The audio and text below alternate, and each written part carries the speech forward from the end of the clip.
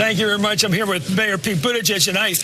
What I thought was wonderful about tonight, it was the first time that the debate moderators opened up the world. It wasn't just the Democrats fighting over health care, but talk about who's going to lead the world. The President of the United States is the leader of the world. And I thought that was great. And your thought about it was that it helps to have somebody who's actually been in the world.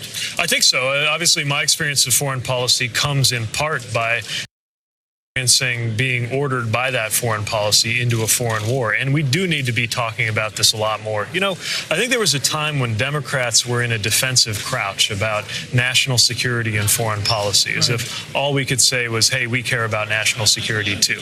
Well, today it has become abundantly clear that if our party isn't leading, nobody is, because this White House has no meaningful foreign policy. And as we've seen, to the extent they have one, it is easily corrupted. We got to lay out what the security strategy for our country in the 21st century will be. And my vision is one where the United States leads with our values and recognizes that it is always in our interest to see to it that our values are lifted up around the world. That has different consequences for how we engage a competitor like China, but also an ally like Saudi Arabia. And both our allies and our adversaries right now are behaving in ways that reflect the disappearance of the U.S. from its position of moral leadership under this president. Let's talk about that, because when I was growing up politically, the fight was always over the defense budget. Yep. And the Democrats would come in for a lower budget. It was a way of saying we have different priorities than the Republicans.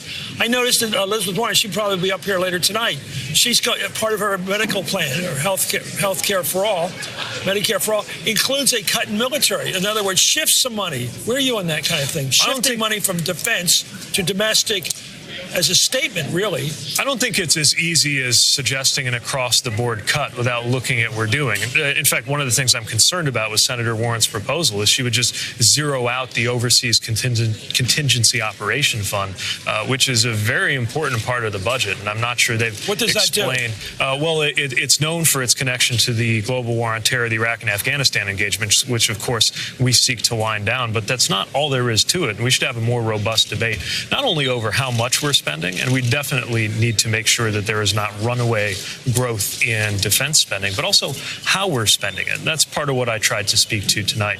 We got to decide what our priorities are going to be, and this president seems to have no imagination for what 21st century threats are going to be like, which means we're still spending largely according to a 20th century understanding of what security really means and what the military is going to look like in the years ahead. A couple of questions. You're 37?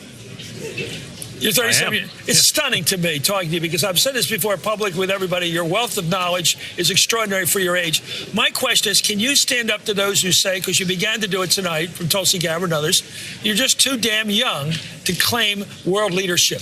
Where are you on that? You know what's remarkable is that there is right now a pattern in world leadership of a new generation taking the lead. You look at some of the most respected, good and bad. It's true. Justin Trudeau, Metza, yeah. Macron a little better. Yeah, Macron took age at the exact same age, took office at the exact same age that I would, which is 39. The Prime Minister of New Zealand, she has been magnificent, was younger when she took office than I would be when I take office. The new president of El Salvador, who's considered to be very promising, also younger than I would be at the inauguration. And it's true, even leaders that we're very concerned about and dictators around the world are often coming from a younger generation. Yeah. So you haven't given me the Thomas Jefferson argument. How old was he when he wrote the Declaration? You got me on this one. Pretty younger, much younger than you. No, it's true. I mean, Hamilton, I think, was 21 when he first came on the scene. So, look, our country has a great tradition of new generations stepping forward in leadership. It's happening around the world. I think that's the sort of thing that America should lead, not play catch-up. If you're in a black church in South Carolina right now, and you're having some numbers problems down there,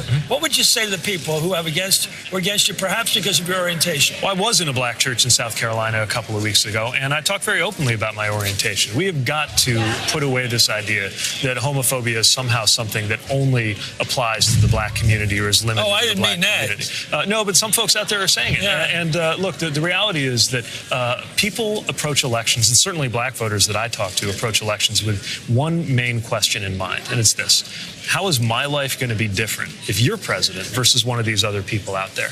And why do you care? If I can answer that, then I think a lot of other considerations fall to the sideline. As I said to you before we went on the air, every time I ask you a question, I got a sense you got the question 2 weeks ago. You're very good. Thank you. To answer my questions. Thank you. Brian, it is true. He seems encyclopedic about a question I just came up with. Your thoughts? Our thanks.